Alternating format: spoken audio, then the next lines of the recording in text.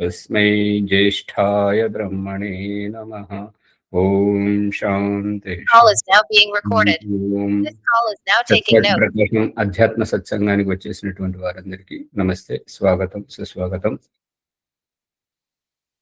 సువర్చలమ్మ గారు అక్రియ గురించి చెప్పమంటే ధారణ గురించి చెప్తున్నారు. అక్రియ వేరు, ధారణ వేరు. విషయాన్ని పట్టుకోవాలి, విషయానుసారంగా. సూర్యప్రకాష్ గారికి అక్రియ పట్టుబడలేదు, అర్థం కాలేదు. సరే, నెమ్మదిగా అవుతుంది వింటుంటే. ఇది మొన్న రికార్డ్ అయింది, మరి ఎవరో తీసేశారు. ఇది వరకు కూడా తీసేశారు, ఇప్పుడు కూడా తీసేశారు. దాని గురించి చర్చలు చేయాల్సి వస్తుంది. మరి చెప్పింది రికార్డు కావాలంటే అదే చెప్పాల్సి వస్తుంటుంది. ఇక రికార్డు వద్దు అంటే ముందుకు పోదాం. ఏమంటారు?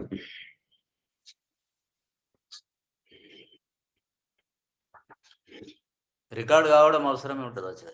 మరి వారు తీసేస్తున్నారు, మరి ఎవరో తెలియదు. ఎందుకంటే మనం ఒక రోజు 2 రోజులు బయటకు వెళ్ళాం కదా, అందుకని.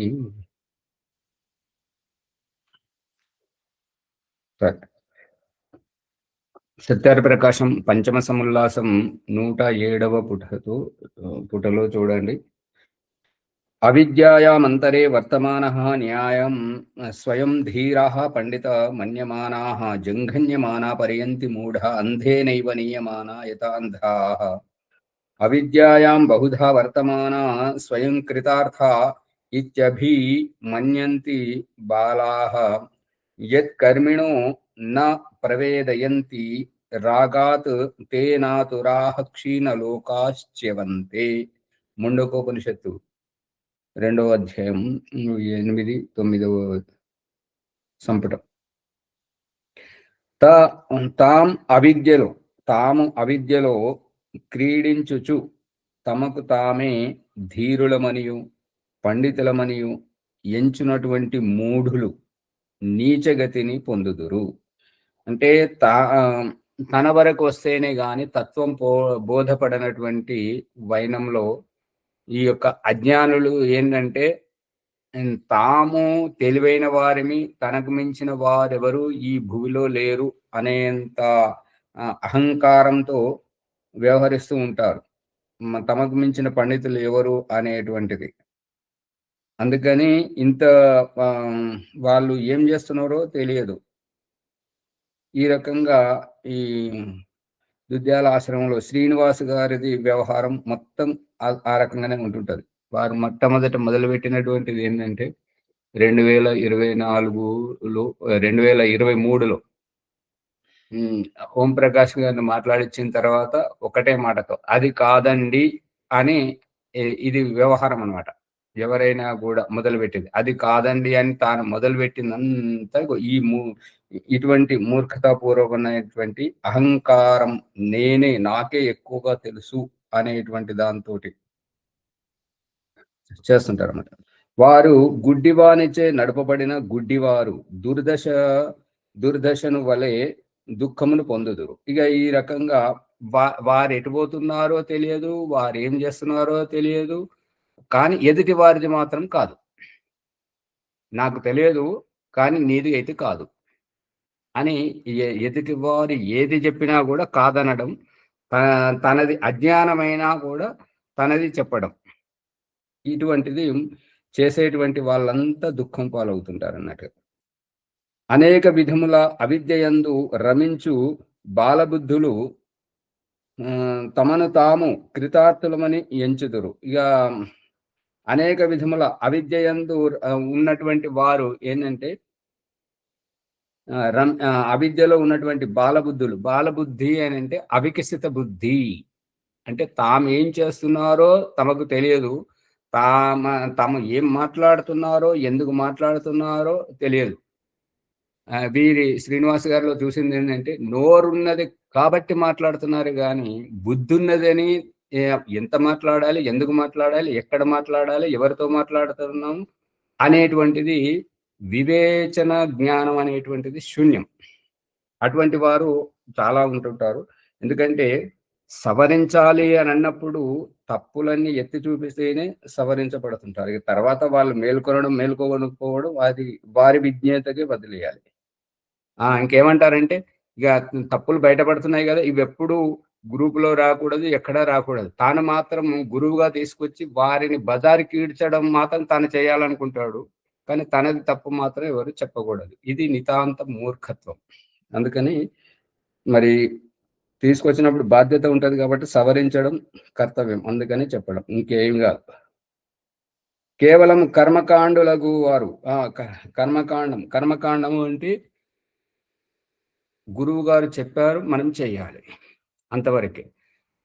ఎందుకు చెప్పారు? ఎందుకు చెయ్యాలి? ఎందుకు వారు చెప్పారు? ఎందుకు మనం చెయ్యాలి? గురువు గారు కాబట్టి వారి పట్ల మనకు శ్రద్ధ, భక్తి, విశ్వాసం, నమ్మకం ఉన్నది కాబట్టి చెయ్యాలి. మరి దానివల్ల మనకేం ప్రయోజనం? మనకు ప్రయోజనం ఉండకపోని గురువు గారు చేయమన్నారు చెయ్యాలి. అది తప్పే కానీ, ఒప్పే కానీ. ఈ రకంగా చేసేటువంటిది కర్మకాండం. సంవత్సరానికి ఓసారి వార్షికోత్సవము ఈ రకంగా చేసేటువంటిది కర్మకాండం అనిపిస్తది. కానీ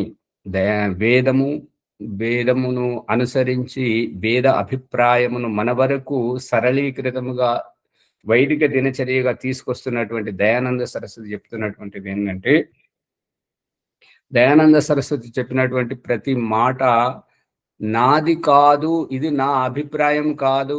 నా అభిప్రాయం అయితే మీరు ఆచరించండి, ఆచరించకపోండి, నాకేం సంబంధం లేదు. నా అభిప్రాయం నా దగ్గర ఉంటుంది. కానీ ఇది నా అభిప్రాయం కాదు, ఇది వేద మంత్రముల ద్వారా పరమేశ్వరుని సందేశము అని చెప్పేసి ప్రతి మంత్రానికి ప్రతి అభిప్రాయానికి వేద మంత్ర ప్రమాణపూర్వకంగా వైదిక దినచర్యను విడమరిచి మన ముందు పెట్టాడు. కాబట్టి బ్రాహ్మణ క్షత్రియుల వైశ్యుల నుంచి అగ్నిని తీసుకొచ్చి అగ్నిహోత్రం చెయ్యాలి. ఈ ఒక అగ్నిహోత్రం చేయడము అనేటువంటిది ఓం స్వాహ, ఈ పూజనీయ ప్రభు, దేవ్ శాంతి, వైదిక ధర్మంకి జై, ఇది బయటకు కనబడేటువంటి ఉల్లిగడ్డ మీద ఎండినటువంటి పొరలు పరపరమని లేచిపోతుంటాయి చూడండి, అటువంటి బయటకు కనబడేటువంటిదే. దీని అగ్నిహోత్రములో అగ్ని అంటే ఆత్మ, అగ్నిహోత్రం అంటే ఆత్మ విద్య, అగ్నిహోత్రం అంటే మానవ సమాజ నిర్మాణం. ఈ రహస్యాన్ని పదే పదే పదే పదే వేదంలో ప్రకరణానుసారంగా చెప్పడం, మరియు సత్యార ప్రకాశం 3-4 సమాసాలలో చెప్పడం, ఋగ్వేదాది భాష భూమికలో పంచమహాయజ్ఞాల గురించి చెప్పడం, సంస్కార విధిలో మొత్తం ఈ యొక్క అగ్నిహోత్రం మూలముగా మానవ సమాజ నిర్మాణం ఏ రకంగా చేయాలి అనేటువంటి రహస్యాన్ని చెప్పాడు. కాబట్టి ఇది వైదిక దినచర్య సంధ్య గాని, అగ్నిహోత్రం గాని, బలివైశ్య దేవ యజ్ఞం గాని, పితృయజ్ఞం గాని, అతిథి యజ్ఞం గాని, ఇవి కర్మకాండలు కావు. చనిపోయిన వారి పేరిట చేసేటువంటిది, వారి పట్ల శ్రద్ధాభక్తితో చేయడం, పిండాలు పెట్టడం, శాంతి యజ్ఞం చేయడం, ఇవి కర్మకాండ అనిపిస్తుంటుంటది.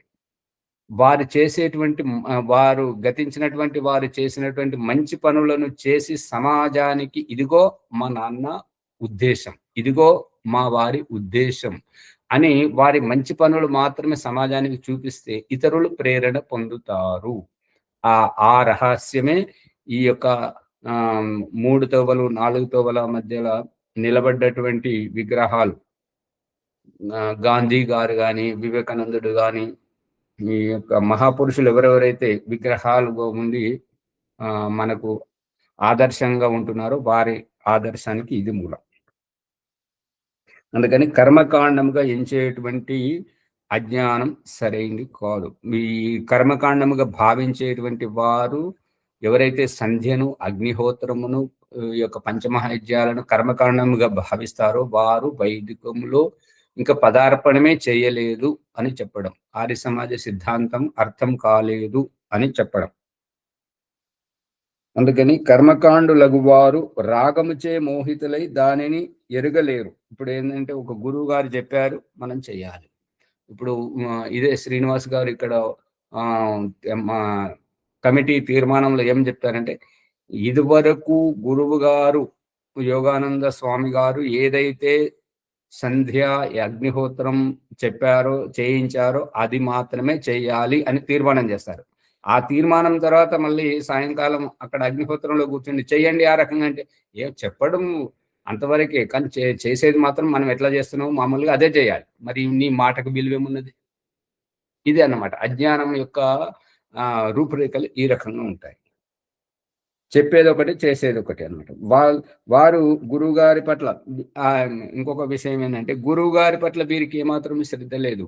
ఎందుకంటే ఆ గురువుగారితో ఉన్నప్పుడు వీరికి ఏవైతే పొగడ్తలు, వేదిక మీద సన్మానాలు, గౌరవం, అగ్నిహోత్రి అనే పొగడ్తలు ఏవైతే ఉన్నాయో వాటి కోసం వీరి తహతహలాట గాని గురువు గారి పట్ల శ్రద్ధ ఏమాత్రం నాకైతే కనిపించలేదు ఈ 2 సంవత్సరాలలో వారు చేసే వ్యవహారాలను బట్టి.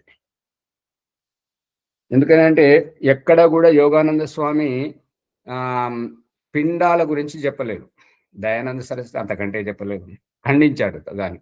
కానీ ఈయన అగ్నిహోత్రి అని పేరు పెట్టుకొని విద్వాంసులను పిలిపించి అగ్నిహోత్రం చేసి ఆ ప్రాయశ్చిత్తంగా పిండదానం చేస్తున్నాడు. అది నితాంత అజ్ఞానం అన్నమాట.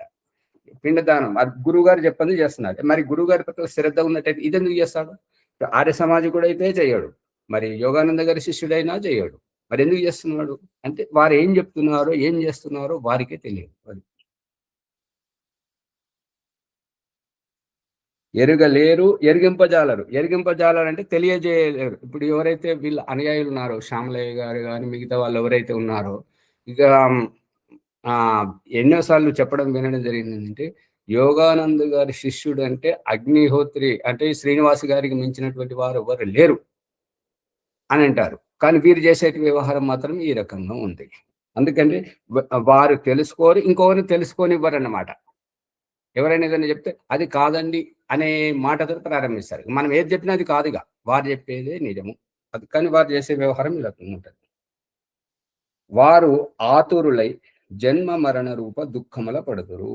అటువంటి వారు ఏంటంటే ఆతురత పరి ఎగిరెగిరి పడేది ఎందుకు అంటే బెల్లకిల బొక్కబొల్ల పడేటందుకు అని అన్నట్టుగా సామెత ప్రకారంగా వారు ఆతురులై జన్మ మరణ రూప దుఃఖముల పడతారు. అంతకు మించి వారేవి గ్రహించరు. వేదాంత విజ్ఞాన సునిశ్చితార్థ సన్యాస యోగాయతయః శుద్ధ సత్వాః తే బ్రహ్మలోకేషు పరాంతకాలే పరామృతాః పరిముచ్యంతి సర్వే. ముండకోపనిషత్తు 3వ అధ్యాయము 2వ అనువాకం 6వ సంపుటం. వేదాంతము అని అంటే పరమేశ్వర ప్రతిపాదకములగు వేద మంత్రముల అర్థ జ్ఞానమందు ఆచారమందు బాగుగా నిశ్చయింపబడిన సన్యాస యోగముచే సన్యాసులు శుద్ధాంతకరణులు అగుదురు. వేదాంతం యొక్క అర్థం చెప్తున్నాడు దయానంద సరస్వతి. చూడండి, పరమేశ్వరుని ప్రతిపాదించేటువంటి పరమేశ్వరుని యొక్క రహస్యాలను పరమేశ్వరుడే అభివ్యక్తమయ్యేటువంటి వేదమంత్రముల అర్థజ్ఞానమునందు ఆచారమందు అంటే దాన్ని ఎట్లయితే వేదమంత్రములలో ఆ అర్థం పరమేశ్వరుని ప్రతిపాదిస్తున్నటువంటి రహస్యాన్ని ఎవరైతే తెలుసుకుంటారో ఆ యొక్క తెలుసుకున్నటువంటి జ్ఞానములో ఆచారం అంటే వ్యవహారం తదనుసారంగా నడుచుకునేటువంటి వారు బాగుగా నిశ్చయింపబడిన సన్యాస యోగం చేత సన్యాసులు శుద్ధ అంతఃకరణులు అగుదురు. అంటే ఎట్లయితే తెలుసుకుంటారో అట్లే ఆచరిస్తున్నారు. కాబట్టి ఇక ఇదివరకు చెప్పుకున్న దృష్టాంతం ప్రకారం చెప్పేదొకటి చేసేదొకటి. ఎదుటి వారు ఎంత మంచి గొప్ప రహస్యం చెప్పినా వారిది మాత్రం నీది కాదు అని వాళ్ళని ఖండించడం, తన అజ్ఞానాన్ని ఆరోపించడం, అటువంటి స్థితిలో ఇటువంటి పరిణామాలే వస్తుంటాయి అనేటువంటిది అభిప్రాయం. అందుకని ఆ రకంగా కాకుండా మనము పరమేశ్వర ప్రతిపాదకము పరమేశ్వరుని ప్రతిపాదిస్తున్నటువంటి వేదమంత్రముల అర్థజ్ఞానము తెలుసుకోవాలి. తదనుసారంగా ఆచరిస్తేనే శుద్ధ అంతఃకరణము గలవారము అవుతాము. తద్వారానే సన్యాస యోగము చేత మన ఆత్మ యొక్క ఉద్దేశము నెరవేరుతుంది అని అభిప్రాయం. ఆ రకంగా ఎవరైతే తమ ఆత్మ యొక్క మనం ఎందుకు జన్మించాము, ఈ ఆత్మ యొక్క ఉద్దేశం ఏంటి అనేటువంటిది ఇందాక సువర్చలమ్మ గారు వరలక్ష్మి గారు చెప్తున్నారు. ఏంటంటే సువర్చలమ్మ గారు చెప్తున్నారు. వారు చెప్పేది ఏంటంటే క్రియకు మధ్య కొంత విరామం ఉంటుందని చెప్తున్నారు. ఈ సందర్భంలో ఒక చోట చర్చ జరుగుతున్నప్పుడు ఒక వ్యక్తి ఏమని చెప్తున్నాడంటే, గడియారంలో పెద్ద ముళ్ళు సెకండ్లతోటి టిక్ టిక్ టిక్ టిక్ అనుకుంటూ ఏదైతే తిరుగుతుంటదో ఆ టిక్కు టిక్కు అని 2 సార్లు శబ్దం చేసే మధ్యలో శబ్దం చేయకుండా ఏదైతే ఉంటదో ఆ ముళ్ళుకైనా విశ్రాంతి ఉంటుందేమో గాని మనుషునికి మాత్రం విశ్రాంతి ఉండదు. ఎప్పుడు ఇది కావాలి, అది కావాలి, ఇలా కావాలి, అలా కావాలి. ఎప్పుడు తాపత్రయపడుతూనే ఉంటారు. ఇక అమ్మగారి చెప్పినటువంటి అభిప్రాయానికి తినాలి అనేటువంటిది ఒక ఆతృత. తిన్న తర్వాత ఒక సంతృప్తి. ఆ సంతృప్తిలో ఇంకేం చేయాలి?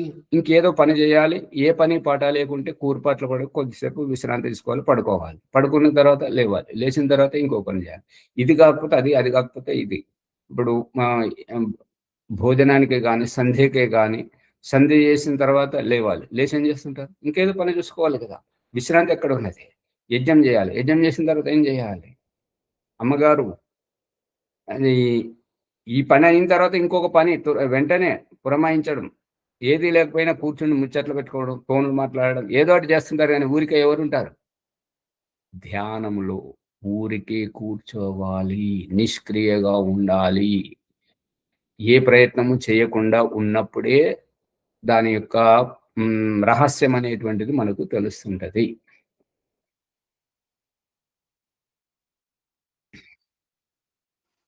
ధన్యవాదాలు ఆచార్య. అటు ఎవరైతే శుద్ధ అంతఃకరణము కలుగుని పవిత్రులవుతుంటారో అటువంటి వారు పరమేశ్వరుని యందు ముక్తి సుఖమును పొందుదురు. ఎవరైతే జ్ఞానాన్ని గ్రహిస్తుంటారో, ఇప్పుడు ఈ దుద్యాలాసనంలో జరుగుతున్నటువంటిది ఏంటంటే, ఇంటింటికి తిరిగి గురువు పిల్లల దగ్గరికి పోయి ట్యూషన్ చెప్తుంటే ఆ ఇంటిలో ఆ పిల్లవాడు గురువును గౌరవించడు, ఆ ఇంటి వారు గౌరవించరు. ఎక్కడైతే మనము డబ్బులు పెట్టి గురువు దగ్గరికి పోయి అక్కడ నేర్చుకుంటాము, అక్కడ అతను కొట్టినా పడుతుంటారు, తిట్టినా పడుతుంటారు, వాళ్ళ అక్కడ విద్య నేర్చుకుంటారు. అందుకే ఈ గురుకులాలు, పాఠశాలలు అనే దాంట్లో ఏంటంటే గురువు దగ్గరకు విద్యార్థులు వస్తున్నారు ఇల్లు వదిలిపెట్టి. ఇది భగవంతుడు చూపిస్తున్న దృష్టాంతం. ఇక ఈ దుద్యాల వాళ్ళు చేసుకున్నది ఏంటంటే గురువుని పిలుచుకొచ్చారు కాబట్టి ఒక మనిషిగా మాత్రమే చూస్తున్నారు. అందుకే ఈ ఆరోపణలు ప్రత్యారోపణలు వెనక ముందు తెలుసుకోకుండా ఈ తొందరపాటు ఏంటంటే ఒక మనిషిగా చూస్తున్నారు. గురువుని గుర్తించట్లేదు, గురువులో ఉన్న విద్యను గుర్తించలేదు. కాబట్టి ఇటువంటి ఓంప్రకాష్లు ఎంతమంది వచ్చినా, ఓంప్రకాష్ కంటే ముందు 6 వచ్చారు, 6 పోయారు. ఇప్పుడు ఇంకెంతమంది వచ్చినా కూడా ఈ పరిస్థితి ఇదే ఉంటుంది. ఈ మూర్ఖత్వం వదులుకునేంత వరకు అలాగా ఉంటుంటారు. ఎవరైతే గుర్తిస్తారో వారు సత్యమును గ్రహిస్తారు. అంత భోగమునకు తరువాత ముక్తి యందు సుఖము యొక్క అవధి పూర్తి కాగానే అక్కడ నుండి విడి సంసారమునకు వత్తరు. ఇక్కడ చెప్పాల్సింది చెప్పకుండా వేరే చెప్పారు. దీన్ని చాలా లోతుగా పట్టుకోండి.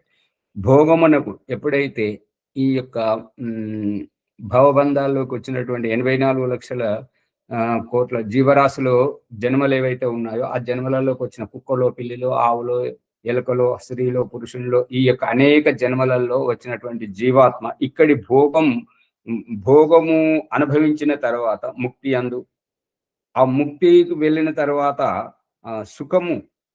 ముక్తి సుఖం యొక్క అవధి పూర్తి కాగానే అక్కడ నుండి మళ్ళీ విడిపోయి సంసారంలోకి వస్తారు. మళ్ళీ భవబంధాలకు వస్తుంటారు. ఇక్కడికి వెళ్ళి అక్కడికి వెళ్ళి ఇక్కడికి ఎక్కడ స్థిరముగా ఉండదు ఆత్మ అనేటువంటిది అభిప్రాయం.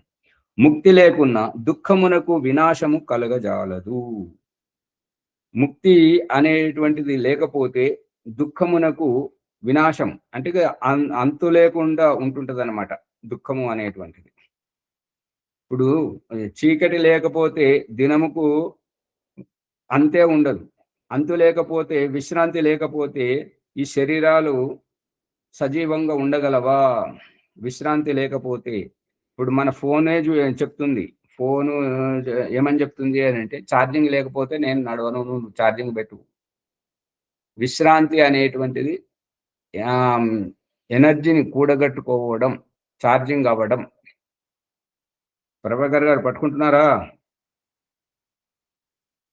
విజయప్రకాష్ గారు ఊరికే కూర్చుంటే కాదు. ఛార్జింగ్ చర్చి దేహానికి రాత్రి. విశ్రాంతి అనేటువంటిది కావాలి. విశ్రాంతి లేకపోతే మనం ఎంత తిన్నా కూడా అది వంట పట్టదు. విశ్రాంతితోటే నిద్ర బాగా పడితేనే జీర్ణశక్తి బాగా పనిచేస్తుంది. జీర్ణశక్తి బాగా పనిచేస్తేనే విరోచనం, మోషన్ సాఫీగా అవుతుంది. ఎవరికైతే పొట్ట శుద్ధి అవుతుంటుందో వాళ్ళకి రోగాలే రావు. ఇది రహస్యం.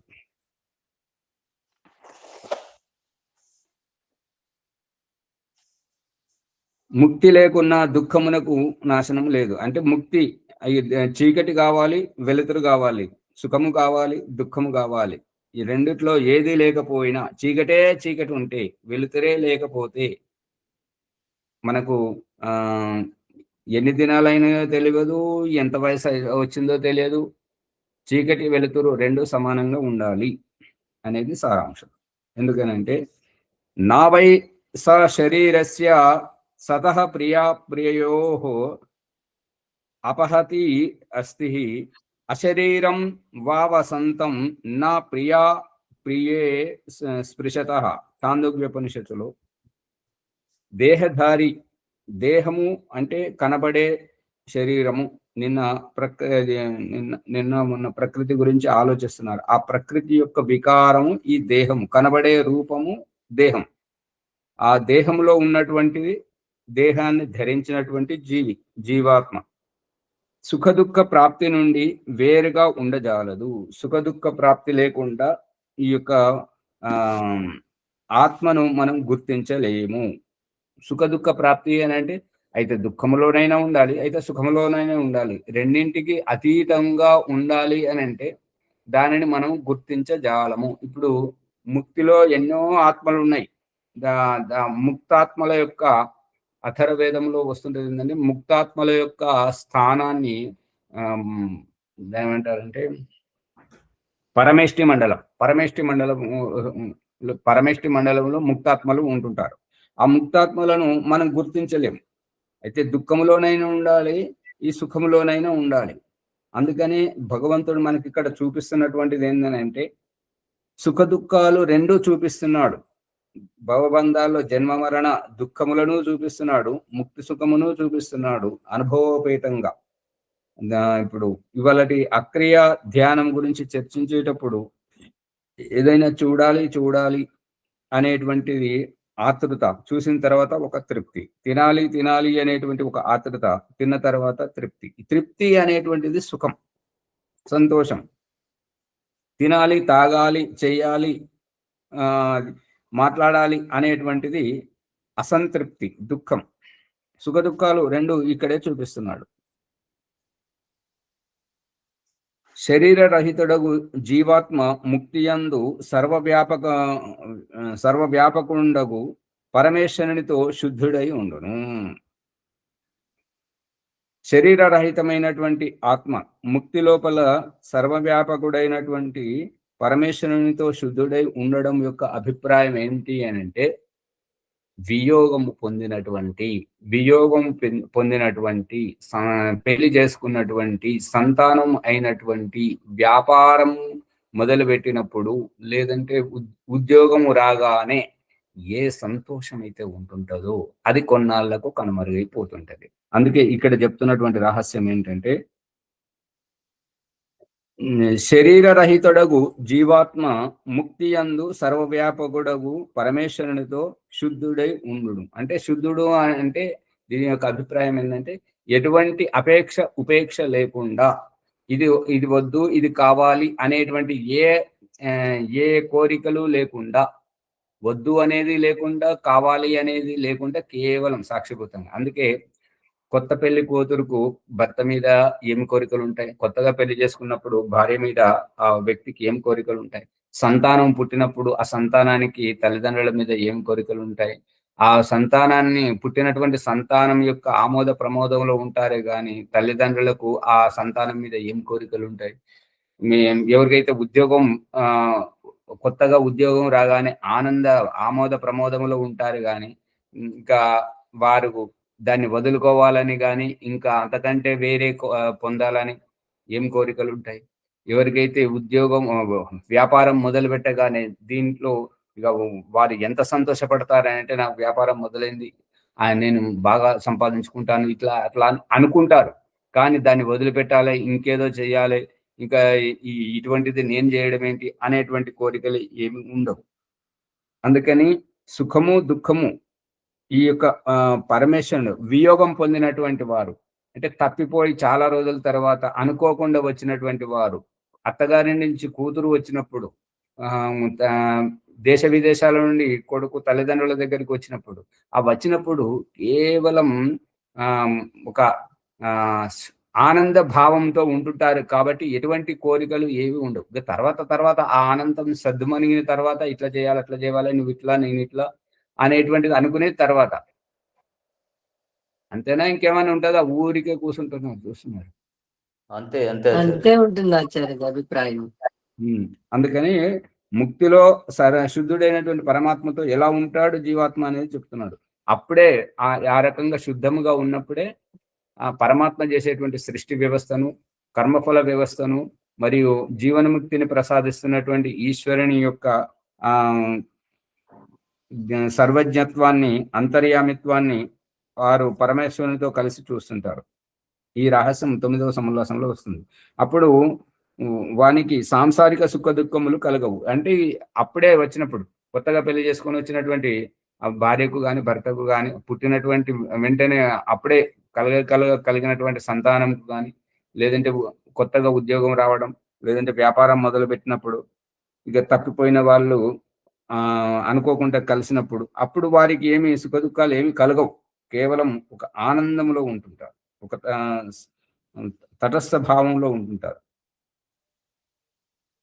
కాబట్టి లోకైషణాయాశ్చ విత్తైషణాయాశ్చ పుత్రైషణాయాశ్చ ఉత్థాయ అథ భక్షాచర్యం చరంతి. ఈ రకంగా లోకేషణ, విత్తేషణ, పుత్రేషణ ఈ మూడింటి నుంచి పైకెదికి భిక్షాచర్యం చరంతి, భిక్షాటన చేయడం. ఈ యొక్క లోకేషణ అంటే ఏంటంటే అందరూ నన్ను చూడాలి, నన్ను పొగడాలి, నన్ను గొప్పగా కీర్తించాలి అనేటువంటిది లోకేషణ. ఇటువంటి వారు చేయని, ఇటువంటి ఉద్దేశం ఉన్నటువంటి వారు చేయని అపరాధం ఉండదు, చేయని అధర్మం ఉండదు. అన్ని రకాలుగా ఏనకేన ప్రకారేణ అన్ని రకాలుగా చేస్తుంటారు.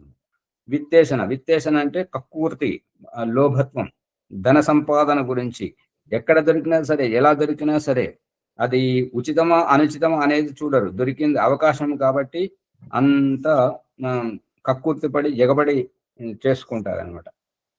అది దొంగతనమే కావచ్చు, మిగతా ఏదైనా కావచ్చు. పుత్రేషణ అంటే సంతానం గురించి. వాడు ఎంత తప్పు చేసినా కూడా నా బిడ్డ, ఈ ధృతరాష్ట్రుడు చేసి పుత్రమోహంతో ఉండడం వల్ల ఆ యొక్క పాండు యొక్క కుమారులకు వాళ్ళ రాజ్యం అధికారం వాళ్ళకి ఇవ్వకుండా తన పుత్రమోహంతో తను కక్కుర్తి పడడం వల్ల ఈ మహాభారత యుద్ధము, ఇది యొక్క దేశానికి ఇటువంటి అభిశాపం. ఈ యొక్క లోకేషణ, విత్తేషణ, పుత్రేషణ ఈ మూడింటి నుంచి ఎవరైతే పైకి ఎదుగుతుంటారో అటువంటి వారే భిక్షాచర్యం చరంతి. భిక్షాచరణ అంటే అడక్క తినడం కాదు ఇక్కడ ఉద్దేశం. భిక్షాచర్యం అని అంటే దేవుడు ఇస్తున్నాడు, మనం తీసుకుంటున్నాం. అందుకే దయానంద సరస్వతి తన జీవితంలో చిట్ట చివరి సందేశంలో ఏమని చెప్తుంటాడంటే, హే ప్రభు, తూనే మేరే సంగ్ ఖూబ్ ఖేలా అబుతో మై చలా. ఓ భగవంతుడా, నా జీవితం పట్ల నా జీవితంలో నన్ను చాలా ఆట పట్టించావు. ఇక నేను వేగలేను, నేను ఉండలేను, నేను వెళ్ళిపోతున్నాను. నీ సృష్టి, నీ వ్యవస్థ, ఇక నీవుండు. నేను ఈ దేహమును వదిలిపెడుతున్నాను, నేను ఈ జీవితాన్ని వదిలిపెడుతున్నాను, నేను వెళ్ళిపోతున్నాను. అబ్తో మై చలా తూ హీ తూ రహ. నేనైతే నాకు నేను వెళ్ళిపోతున్నాను, ఇక నీవే నీ సృష్టిలో నీవుండు అనేటువంటిది. ఇప్పుడు ఏంటంటే ఈ రహస్యాన్ని మనకెలా భగవంతుడు నాటకీయ రంగంగా చూపిస్తున్నాడు అంటే, ఎవరైనా చుట్టం ఇంటికి పోయినప్పుడు ఏదైనా గొడవ అయితే, అయ్యా అమ్మ నీ ఇల్లు నువ్వు ఉండు, నా ఇంటికి నేను పోతున్నాను, ఈ రకంగా అంటారా అనరా? ఏ సూర్యప్రకాష్ గారు మిమ్మల్ని అడుగుతున్నారు. ఎలా అంటే నీ సృష్టి నీదని అర్థం ఆచార్జీ. పరమాత్మను పొగుడుతున్నాడు ఆయన. అదే మరి అంతే. ఇక నాది వేరు, నేను బయటకు వెళ్ళి వచ్చాను, బయటకు వెళ్ళిపోతున్నా. తుహి తుహి అంటే నువ్వే నీవు, తూ అంటే నీవు, నీవే నీవు, తూహి తూహి అంటే నీవే నీవు ఉండు, ఇక నేను వెళ్ళిపోతున్నా.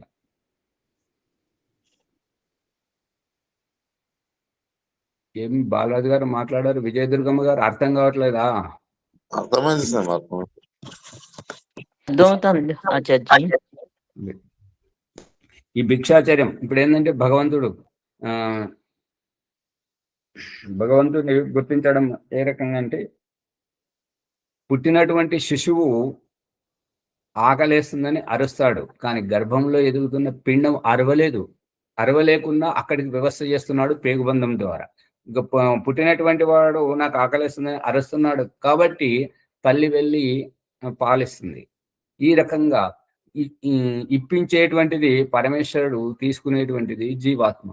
తల్లి ఇస్తుంది, పిల్లవాడు తాగుతున్నాడు. చెట్టు మీద పండు కాస్తుంది, చిలుక వచ్చి తింటుంది. ఇచ్చేది ఒకరు, తీసుకునేది ఒకరు, ఇచ్చేది ఒకరు, తీసుకునేది ఒకరు. ఈ రైతు పంట వేసేది భూమిని నమ్ముకొని భూమిలో విత్తనాన్ని చల్లుతాడు, ఆ వచ్చినటువంటి పంటను తీసుకుంటాడు. ఇచ్చేది ఒకరు, తీసుకునేది ఒకరు. ఈ యొక్క ఖనిజాలు, నూనె, ఇప్పుడు కొట్లాట అంతా అవుతుంది కదా, రష్యాకు, అమెరికాకు, భారతదేశానికి, ఇదంతా అరబ్ దేశాలకు వాళ్ళకు గొడవ ఏదంతా ఈ నూనె ద్వారా ఇదంతా వాళ్ళు తీసుకుంటున్నారు. వ్యాపారం మాది బాగా సాగాలంటే మాది బాగా సాగాలని. ఇక బంగారము, వెండి, ఈ యొక్క ధాతువులని భూమి నుండి ఇచ్చేది ఒకరు. హిరణ్య గర్భుడు ఇస్తున్నాడు, వీళ్ళు ఎవరు పురుషార్థం చేసి వాళ్ళు తీసుకుంటున్నారు. ఇచ్చేవారు ఒకరు, తీసుకునేవారు ఒకరు. ఈ అంతర్రహస్యం గ్రహించేటువంటిది జ్ఞానుడు, కాబట్టి అతడే భిక్షాచర్యం. వారి దగ్గర నేను యాచకుడను, నా దగ్గర ఏమీ లేదు, నీవిచ్చేటువంటి భిక్ష నేను గ్రహిస్తున్నాను అనేటువంటిది జ్ఞానుని దగ్గర యాచక ప్రవృత్తిని చూపించడం. తెలిసిన వారు భగవంతుని అడుకోవడం, ఇచ్చే వారిలో భగవంతుని స్వరూపాన్ని చూడడం, తీసుకునే వారిలో తమను తాము ఆత్మస్వరూపాన్ని చూసుకోవడం. ఎన్నాళ్ళున్నా ఈ భూమి మీద, ఎన్ని జన్మలు ఎత్తినా నువ్వు ఇవ్వడం, నేను తీసుకోవడం.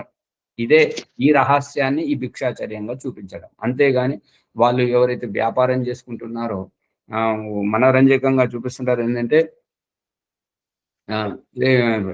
పిసినారి వాళ్ళు అంటుంటారన్నమాట, ఓర్వలేక, అరే నువ్వు ఇంత దున్నపోతులాగా ఉన్నావు, ఏదైనా కాయ కష్టం చేసుకుని బతకొచ్చు కదా అని అంటే, నువ్వేం చేస్తున్నావు అంటే ఉద్యోగం చేస్తున్నావు. ఎంత సంపాదిస్తున్నావు అంటే రోజుకి ఎంత సంపాదిస్తున్నావు అని అంటే, ఒకరు 200 అంటారు, ఒకరు 400-500 అంటారు. అతను ఏమంటాడంటే, నేను 1000 రూపాయలు ఇస్తా, 1200 ఇస్తా, నువ్వు వచ్చి నాతో పాటు చిప్పబట్టుకొని కూర్చొని అడుక్కోను అంటే. అక్కడ ఏంటంటే ఈ అడుక్కోవడంలో ఆదాయం ఎక్కువ ఉంది అనేది అభిప్రాయం కదా. ఇక్కడ ఇతడు స్వామి, అడిగితే అడుగుతాడు, లేకపోతే లేదు. కానీ ఆ ఉద్యోగం చేసేవారు బానిస, నెల వరకు సరిగా చేస్తేనే వారికి ఇస్తారు, లేకపోతే మళ్ళీ తీసేస్తారు. వారి స్థానంలో ఇంకొకరికి ఉద్యోగ అవకాశం ఇస్తారు, తప్పు చేస్తే శిక్షిస్తారు. కానీ భిక్షాటన అడిగేవాడిని అట్లా. ఇది వ్యాపారం. కాబట్టి ఇటువంటి వాళ్ళను జైల్లో పెట్టి వారికి సరైనటువంటి జీవనోపాధి కల్పించాలి. లోకమునందు ప్రతిష్ట లేక లాభము, ధనము వలన కలుగు భోగము లేక మానము, పుత్రాదుల మోహమును వాని నుండి వేరై సన్యాసులు భిక్షులై రాత్రందినము మోక్ష సాధనములందు తత్పరులగుదురు. ఈ రకంగా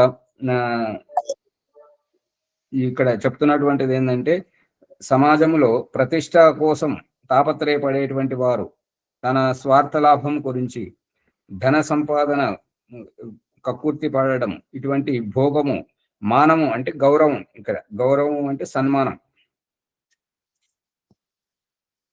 పుత్రాదుల మోహం అను వాటి నుండి వేరై సన్యాసులు భిక్షుకులై రాత్రిందినము మోక్ష సాధనము లగుదురు. మోక్ష సాధనములందరూ తత్పరులగుదురు అంటే, ఈ దయానంద సరస్వతి సన్యాసములకు ఏమని చెప్తున్నారంటే, సంధ్య చేయాలని, అగ్నిహోత్రం చేయాలని. బయట సమాజంలో ఏంటంటే సన్యాసి అవడమే కర్మ నుంచి నివృత్తి పొందడం, కర్మ నివృత్త సన్యాసం, ఇక వారికి ఏమీ చేసేది లేదు అనేటువంటిది అభిప్రాయం. ఈ రకంగా ఏమీ చేసేది లేదు అనేటువంటి వారి ద్వారానే సమాజం ఈనాడు ఈ రకంగా దుర్దశకు కారణమవుతుంది. కాబట్టి సన్యాసి కూడా పంచమహాయజ్ఞాలు చెయ్యాలి అనేటువంటిది దయానంద సరస్వతి సత్యార్థ ప్రకాశం సన్యాసాశ్రమంలో చెప్తున్నాడు. అక్కడ ఏమని చెప్తున్నాడంటే, నువ్వు కర్మ చేయాలంటే ఒకరి దగ్గరికి పోయి పార పట్టుకొని, ఒక గడ్డపార పట్టుకొని కాయ కష్టం చేయాల్సిన అవసరం లేదు. నువ్వు నీ బుద్ధితోటి ఏదైతే పరమాత్మను ఉపాసిస్తున్నావో, సాధన చేస్తున్నావో, ఆ సాధనలో, ఆ సాధన సిద్ధిలో నీవు పొందుతున్నటువంటి జ్ఞానోదయమును సమాజానికి ఉపదేశించు. ఏ రకంగా నువ్వు ఉపదేశిస్తుంటావో, ఏ రకంగా నీకు నీవు నిన్ను ఉద్ధరించుకున్నటువంటి విధానమును చెప్తుంటావో అది ధ్యానము. దేని ద్వారానైతే నువ్వు తరించిపోయావో, ఆ సామాన్య ప్రజలు కూడా తరించిపోయేటువంటి మార్గాన్ని చూపిస్తే అది యజ్ఞము. దేని ద్వారానైతే ఒకరిని గౌరవించడం నేర్చుకుంటుంటావో అది పితృయజ్ఞము. దేని ద్వారానైతే నువ్వు తినే దాంట్లో ఇతరులకు పంచి చేస్తుంటావో, ఆ యొక్క నువ్వు పొందేటువంటి ఆనందాన్ని ఇతరులకు పంచుతుంటావో అది బలివేష దేవ యజ్ఞము. దేని ద్వారానైతే ఇతరులను గౌరవించడం నేర్చుకుంటావో, వారికి నీతో పాటు సహనాభవతు సహనాభునత్తు అనేటువంటి ఈ యొక్క రహస్యాన్ని నువ్వు వ్యక్తపరుస్తుంటావో అది అతిథి యజ్ఞం అని చెప్పేసి దయానంద సరస్వతి సన్యాసాశ్రమంలో చెప్పినాడు. అందరూ ముస్లిం మొహాలు దాచుకుంటున్నారు. ఇక్కడ మంచి విషయం వస్తుంది కదా, ఎందుకు కెమెరాలు బంద్ చేస్తున్నారు? యూట్యూబ్ లో వినే వాళ్ళంతా ఏమనుకుంటారు? ప్రాజాపత్యాం నిరూప్య ఇష్టిం తస్యాం సర్వవేదసం హుత్వా బ్రాహ్మణః ప్రవ్రజేత్. ప్రాజాపత్యాం నిరూప్య, ప్రాజాపత్యం అంటే సంతానాన్ని, అంటే ఈ యొక్క గృహాశ్రమం ఆషామాషి తమాషా కాదు. ఈ గృహాశ్రమం ఆ ఈశ్వరుని యొక్క సృష్టి వ్యవస్థను మునుముందుకు నడిపించడం, కొనసాగించడం. ఈ యొక్క భగవంతుడు తన బుద్ధి సామర్థ్యం యోగ్యతను బట్టి ఈ చేసింది ఏంటంటే అమైతున సృష్టి. అమైతున సృష్టిలో మొట్టమొదట గాలిలో తేలాడేటువంటి ప్రవహించేటువంటి బ్యాక్టీరియా సూక్ష్మ క్రిమి సజీవంగా ఉన్న తర్వాత ఈ యొక్క గాలిలో ఉండేటువంటి సూక్ష్మ క్రిమి అనేటువంటిది దీనిని స్వేదజం, ఆ తర్వాత స్వేదజం, ఉద్భిజం, అండజం, జరాయుజం, ఈ రకంగా 4 రకాల అమైతున సృష్టి చేశాడు. ఆ అమైతున సృష్టిలో ఉత్పన్నమైనటువంటి ఈ స్త్రీ పురుష దేహములు మైథునం చేసి ఇప్పుడు నడిపిస్తున్నటువంటి సృష్టిని కొనసాగిస్తున్నారు. భగవంతుని యొక్క సృష్టి ప్రక్రియను కొనసాగిస్తున్నారు. కాబట్టి ఇది భగవంతునికి ఉత్తరాధికారులుగా గృహస్థులయ్యి అతని సృష్టిని నిరంతరంగా కొనసాగించడం అనేటువంటిది ఈ ప్రాజాపత్యం. సమయమేమో పరిగెడుతుంది. ప్రాజాపత్యం నిరూప్య, ఈ రకంగా సంతానాన్ని ఉత్పన్నం చేసి, ఇది చాలా లోతుగా చెప్పుకోవాలి కాబట్టి వాణిని ఇక్కడనే విరమింపజేస్తున్నాను. ముందుకు తీసుకెళ్ళి. ధన్యవాదాలు. కొంచెం ముందుగా వస్తే ఇంకా మంచి విషయాలు తెలుసుకోవచ్చు, ఎక్కువగా తెలుసుకోవచ్చు. అంత ఆలస్యంగా వస్తున్నారు. ఈ ఎపిసోడ్ ద్వారా మనము బ్రాహ్మణ వచనాలు తెలుసుకుంటున్నాం. ముఖ్యంగా గురువుల ద్వారా, ఆచార్యుల ద్వారా మనలోని అజ్ఞానమును తొలగించుకొని ముక్తి మార్గం వైపు ప్రయాణించాలని ఈ ఎపిసోడ్లో తెలుసుకున్నాం.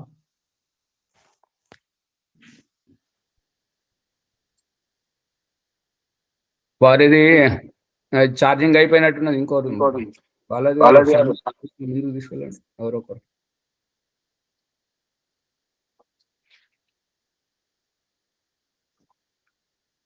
సువర్చలమ్మ గారు వాళ్ళు చేస్తారు. నమస్తే ఆచార్య. నమస్తే. ఇవాళ మన ఎపిసోడ్ లో చాలా విషయాలు నేర్చుకున్నాము. వాటిని మళ్ళా నెమరు వేసుకుంటూ మనం తెలుసుకొని ఎదుటి వాళ్ళకు కూడా తెలియచేయాలి. గృహస్థాశ్రమము ఎంత గొప్పదో పరమేశ్వరుడు తెలియజేస్తున్నాడు. ఈ యొక్క ఎపిసోడ్ ని లైక్ చేసి, షేర్ చేసి, సబ్స్క్రైబ్ చేసి అందరికీ తెలియజేద్దాం. ఇవాళ సంచ ఎవరితోనండి? సోమవారం ఎపిసోడ్ గురించి చెప్పండి. సబ్స్క్రైబ్ చేద్దాం, షేర్ చేద్దాం. చెప్పాను ఆచార్యజీ. సరే, ఇవాళ మునిగారు అనుకుంటా, మరి మునిగారు లేరు కదా, ఎవరు చెప్పిస్తారా? శ్యామలయ్య గారు చేయించారు కదండి. శ్యామలయ్య గారి తర్వాత ఎవరున్నారు మరి? భీమరావు గారు ఈరోజు భీమరావు గారు ఉన్నారు సెకండ్ సోమవారం రోజు. ఆహా, ఇది భీమరావు గారు చేయించండి మీరైతే.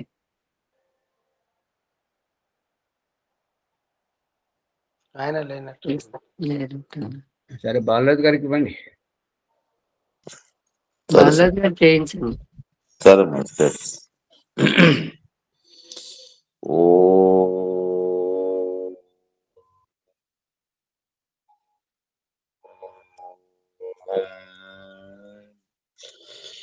ఓ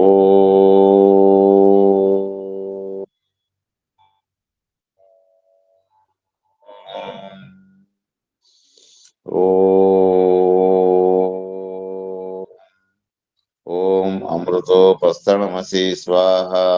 ఓం అమృతా పిధానమసి స్వాహ. ఓం సత్యం యశస్త్రీర్మయసి శ్రేతాం స్వాహ. ఓం శన్నో దేవీరభిష్టయ ఆపో భవంతు పీతయే శంయోరభిస్రవంతు నః. ఇంద్రియ స్పర్శ మంత్రం. ఓం వాక్ వాక్. ఓం ప్రాణః ప్రాణః. ఓం చక్షు చక్షు. ఓం శ్రోత్రం శ్రోత్రం. ఓం నాభిః. ఓం హృదయం. ఓం కంఠః. ఓం శిరః. ఓం భౌవ్యాం యశోబలం. ఓం కరతల కరవృష్టే. మధ్యనమతి. ఓం భూ పునాతు శిరసి. ఓం భూ పునాతు నేత్రయో. ఓం స్వః పునాతు కంఠే. ఓం మః పునాతు హృదయే. ఓం జనః పునాతు నాభ్యాం. ఓం తపః పునాతు పాదయో. ఓం సత్యం పునాతు పునఃశిరసి. ఓం కం బ్రహ్మ పునాతు సర్వత్ర. అథ ప్రణయం. ఓం భూ. ఓం భువః. ఓం స్వః. ఓం మః. ఓం జనః. ఓం తపః. ఓం సత్యం. అథ ఘర్షణములు. ఓం ఋతం చ సత్యం చ బిబ్దా తపసో జజాయత. తతో రాత్రాజాయత. తతః సముద్రో వర్ణవః. సముద్రాదర్ణవాదది సంవత్సరో అజాయత. అహోరాత్రాణి విదదాతి విశ్వస్య మిషతో వసి. సూర్యాచంద్రమసౌ దాత యథా పూర్వమకల్పయత్. దివం చ పృథివీం చ అంతరిక్షం మధోస్వః.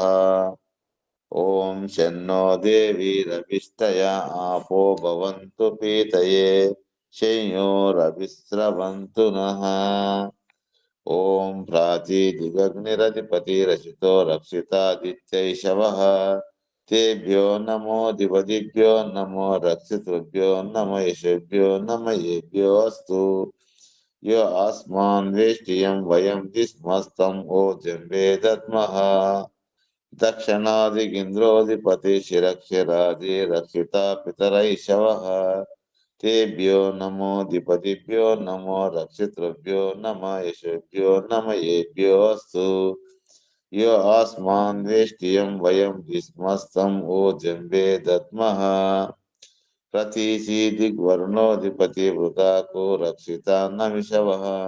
తేభ్యో నమో దిపదిభ్యో నమో రక్షితృభ్యో నమ యశభ్యో నమ ఏభ్యో అస్తు. యో అస్మాన్ వేష్టియం వయం విస్మస్తం ఓజం వేదత్మః. ఉదీచి దిగ్ సోమోధిపతి సజో రక్షిత శనిరిషవః. తేభ్యో నమో దిపదిభ్యో నమో రక్షితృభ్యో నమ యశభ్యో నమ ఏభ్యో అస్తు. యో అస్మాన్ వేష్టియం వయం విస్మస్తం ఓజం వేదత్మః. ధ్రువాది విష్ణురధిపతి కల్మా చక్రీవో రక్షిత విరుదైషవః. తేభ్యో నమో దిపదిభ్యో నమో రక్షితృభ్యో నమ యశభ్యో నమ ఏభ్యో అస్తు.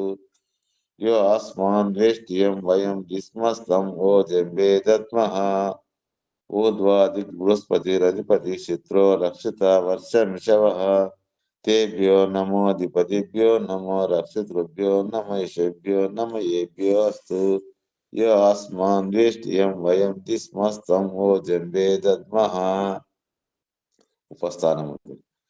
జాతవేదసే సునవామసో మమరాజీయతో నిదహతి వేదః సనః పశ్చాదతి దుర్గాని విశ్వానావేవ సింధుం ధృతాగ్నిః.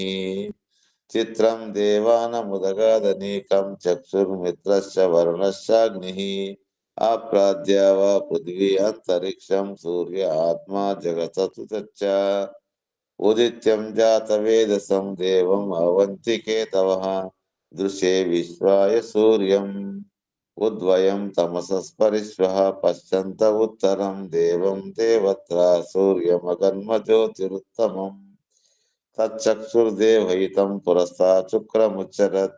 పశ్యేమ శరదా శతం జీవేమ శరదా శతం శృణయామ శరదా శతం ప్రభ్రమామ శరదా శతమాదీనః. శ్యామ శరదా శతం భూయచ్చ శరదా శతాత్. ఓం శన్నో దేవీరభిష్టయా ఆపో భవంతు పీతయే శేయోరభిస్రవంతు నః. ఓం భూర్భువః స్వః. ఓం భూర్భువః స్వః తత్సవితుర్వరేణ్యం భర్గో దేవస్య ధీమహి ధియో యో న ప్రచోదయాత్. ఓ దయానిధి అయిన పరమేశ్వర, మీ కృప వలన ఈ జుపోపాసనం నుండి కర్మలను చేసిన మేము మా ధర్మార్థ కామ మోక్షమ సిద్ధి సత్వరమునే ప్రార్థించుగాక. నమస్కారము. ఓం నమః శంభవాయ చ మయో భవాయ చ నమః శంకరాయ చ మహేశ్వరాయ చ నమః శివాయ చ శివతరాయ చ. ఓం శన్నో దేవీరభిష్టయా ఆపో భవంతు పీతయే శేయోరభిస్రవంతు నః. శాంతి మంత్రం. ఓం ద్యౌ శాంతి అంతరిక్షం శాంతి పృథివీ శాంతిరాపో శాంతి ఓషధే శాంతి వనస్పతే శాంతిర్విశ్వే దేవ శాంతి బ్రహ్మ శాంతి సర్వం శాంతి శాంతిరేవ శాంతి శామ శాంతిరేవి. ఓం శాంతి శాంతి శాంతి. ఈ అవకాశం ఇచ్చినందుకు ధన్యవాదాలు. బాలరాజు గారికి ధన్యవాదాలు. ఇవాళ ఎపిసోడ్లో మనము సుఖము దుఃఖము అంటే ఏంటి, సుఖంలోకి వచ్చిన తర్వాత ఎవరు మళ్ళీ దుఃఖాల్లోకి వెళ్ళాలని అనుకోము. అటువంటప్పుడే ఆనందాన్ని పొందుతాము. అటువంటి ఆనందాన్ని ఎప్పుడు పొందుతూ ఉండాలని కోరుకుంటాము. ఈ పరమేష్ఠి మండలంలో ఉన్నప్పుడు జీవాత్మ పరమేశ్వరుడు చేసేటటువంటి క్రియలను ఎలా చూడగలుగుతాడో మనం కూడా ఈ భౌతికంలో ఉన్నప్పుడు కూడా అటువంటి ఆనందాన్ని పొందుతున్నాము. ఇచ్చేవాడు భగవంతుడు, తీసుకునేవాడు అవునండి. ఆశ్చర్యం చెప్పండి. ఓం. బాలరాజు గారు, శ్యామలయ్య గారు, సువర్చలమ్మ గారు ఉండండి, మిగతా వరకు ఓం నమస్తే ఆచార్య సర్వేభ్యో నమః. ఓం నమస్తే ఆచార్య సర్వేభ్యో నమః. సర్వేభ్యో నమః.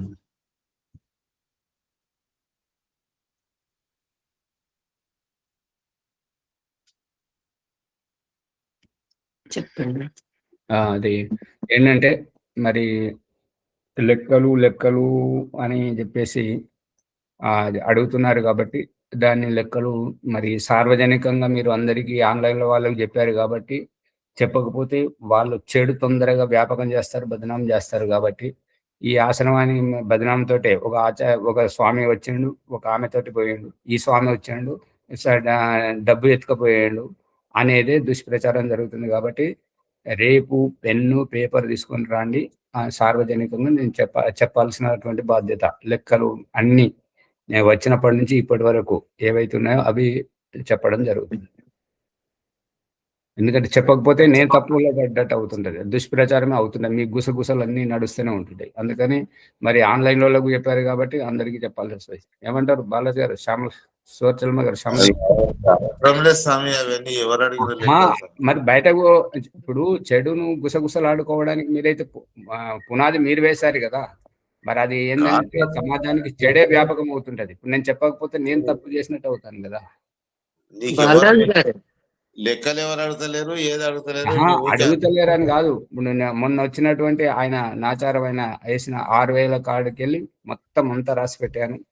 ఇది ఇక్కడనే అయిపోవాలి. మీరు ఆశ్రమం నడిపించుకుంటారా, ఓంప్రకాష్ని ఇక్కడ ఉండనిస్తారా, ఉండనివ్వరా, అది మీ ఇష్టం. కానీ లెక్క మాత్రం అది అందరికీ తెలియాల్సిందే. అది ఇప్పుడు మురళి గారే చెప్తారు, నేను కూడా చెప్పాను. నేను అంతా రాసి పెట్టాను, ఇస్తాను. ఎందుకంటే ఇది అందరు బయటకు వెళ్ళింది, పొక్కింది. మీరు బయటకు చేశారు కాబట్టి చెప్పాల్సిందే. బాలరాజు గారు, మంచి అమ్మ, బయటకు వచ్చినా పర్వాలేదు, కానీ లేని చెడ్డ మాత్రం బయటికి రాకూడదు కదా. ఇప్పుడు మీరు అందుకని లెక్క చెప్పాల్సిన బాధ్యత ఆచార్యజీకి ఉంది, చెప్తారు. మీరు కూడా దాన్ని ఎలా తీసుకోవాలో అలా తీసుకోండి. ఎప్పుడైనా సత్యం సత్యమే ఉంటుంది కదా, దానిలో మనం మార్చే పనేం ఉండదు. ఒక్క నిమిషం. అమ్మా, 20 లక్షలు ఆమ్దాని ఏం లేదు. బాలరాజు గారు, ఇది కాదు. నేను ఎక్కడికి పోయినా కూడా వాళ్ళు కూడా ఎంక్వైరీ చేస్తారు. నువ్వు ఎందుకు వచ్చావు అంటే నేను చెప్పింది వారు నమ్మకుండా మీ దగ్గరకు వచ్చి అడుగుతారు.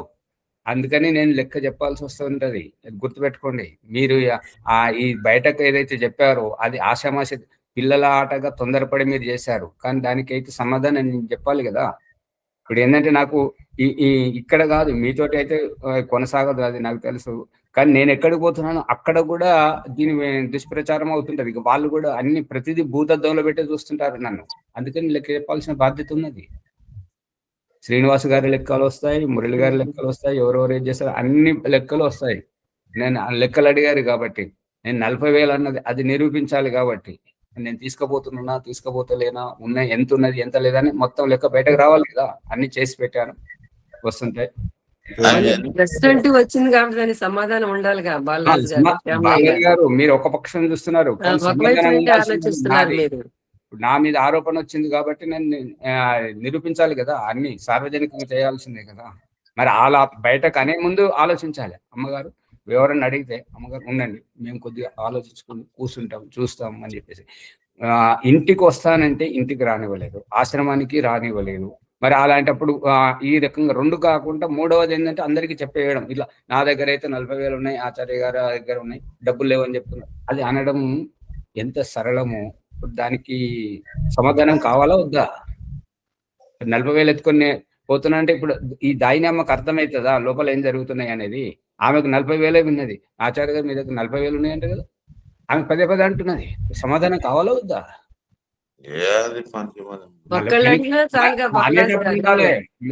మొదట ఏదైతే ఆరోపణ వచ్చిందో అప్పుడు ఈ పనికి మాలిన మాటలని అప్పుడు వాళ్ళని అనాలి.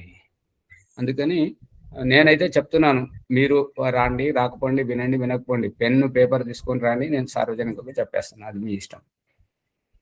అవి గ్రూప్ లో మాట్లాడుకుంటా మరి మీరు గ్రూప్ వాళ్ళకి చెప్పకుండా ఉండాల్సింది కదా. ఏదైనా విషయం ఉంటే ఏ గ్రూప్ లో మాట్లాడుకోరు, కావాలంటే మీటింగ్ పెట్టుకుందాం మన ఆశ్రమం కాదు. మరి అది మొదట మాట బయటకు ఎవరు వెళ్ళలేరు, బయటకు ఎవరు తెచ్చారు? బట్టబయలు చేసుకుంటే ఈ కారం అవుతాం మనము. మరి అది ఈ కారం ఎవరు తెచ్చారు? నా నుండి అవుతుందా, మీ నుండి అవుతుందా? సరే, ఏదో జరిగిన ఏదో జరిగిందంటే నువ్వు బదనాం కావాలని అంటే కదా మీ అభిప్రాయం. బద్నాం నువ్వు వచ్చే ఏం లక్షల అది ఏదైనా ఉండండి. ఇప్పుడు నేను లెక్క చేస్తే అది మీ ముందుకు వచ్చిన తర్వాత తెలుస్తుంది, నేను ఎన్ని తీసుకుపోతున్నాను, మీరు ఎన్ని ఇచ్చింది అనేది తెలుస్తుంది. అందుకనే అది మామూలు డబ్బుల కోసం మాట్లాడము కాదు. మరి మొదట బయటకు వచ్చేటప్పుడు అనాలి కదా. శ్యామలయ్య గారు ఏమైనా చెప్పాలా? ఏం లేదు ఆచార్య, ఇప్పుడు మీరు నా దగ్గర